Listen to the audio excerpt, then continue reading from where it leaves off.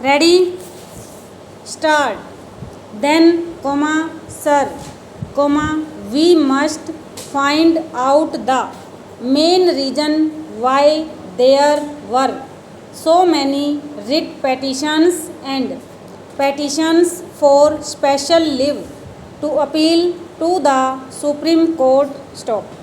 That was so because in most of these cases we had made the decision of that tribunal final. Stop. Now, under the Constitution, the Supreme Court has got the right to grant special leave of appeal. Stop. That is naturally untouched. Stop. Similarly, the high courts have got the right of the power to issue writs. Stop. Of course, I cannot say that it is all without justification. Stop.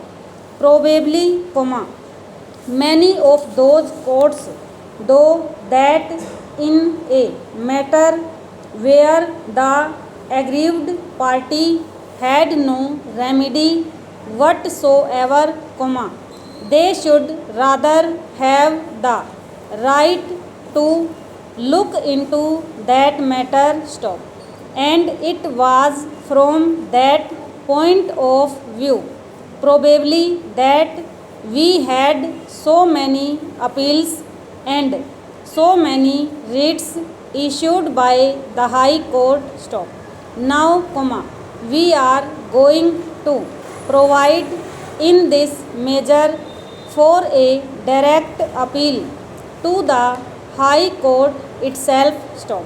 As the lawyer members probably know, when there is a remedy by way of appeal, no High Court ordinarily issues any writ, and the Supreme Court is not expected to grant any special leave of appeal. Stop.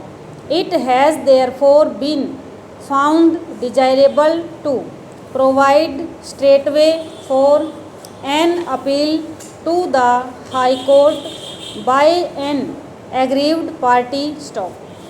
This will also, I think, remove much of the delay which is ordinarily caused by these matters. Stop. Apart from that, sir, the clause itself mentions that the tribunal shall decide the election petition within 6 months and that the High Court shall dispose it of within 3 months. Stop. I know that even if we impose such a restriction, it may not necessarily be so. Stop. But I am sure that unless there are any special reasons, etc., the tribunals will dispose of these matters within 6 months, and the High Court also will give priority to matters like these and dispose them of within 3 months. Stop. So, the honorable members will find that the present provision that has been made in this bill is much more satisfactory than the previous one. Stop. Stranger.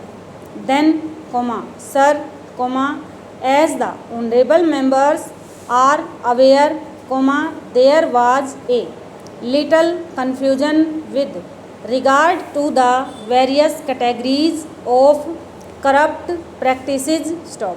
For instance, there were major corrupt practices, there were minor corrupt practices, and there were illegal practices, and all of them had different effects under different circumstances, stop.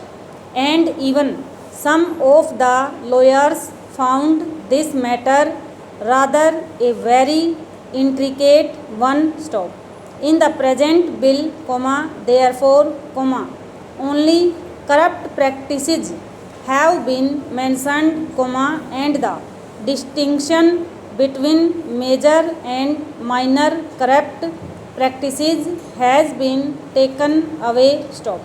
Of course, so far as offences are concerned, there is that category of electoral offences, and that has been done, not with a view to changing any particular effect with respect to the matters which are undesirable, but that has been done with a view to making the whole thing far more simple and easily understandable, stop.